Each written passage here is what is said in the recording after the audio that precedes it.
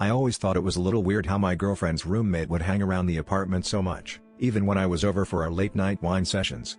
She told me he was just a friend from college who needed a place after his breakup, and I believed her.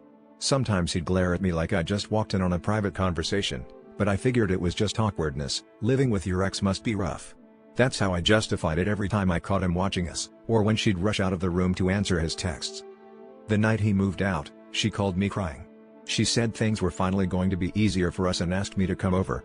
I grabbed flowers and takeout, thinking this was the start of a real relationship. No more secrets, no more tiptoeing around some mopey roommate. I let myself in, expecting her in pajamas, maybe a rom-com on the TV.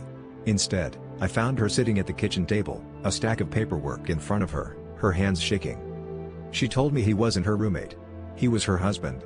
Not ex-husband, husband. They got married 3 years ago for complicated reasons, and she hadn't figured out how to tell me. The paperwork? Divorce forms, unsigned.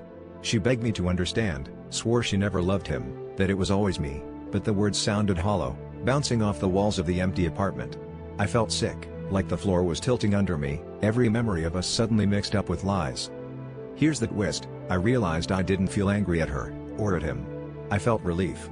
I'd spent months twisting myself into knots, trying to fit into her life, ignoring all the warning signs just to keep her happy. Losing her wasn't the betrayal. The real betrayal was how much of myself I'd given away just to be loved by someone who didn't love herself enough to be honest. I left the flowers on the table and walked out, feeling more free than I had in years.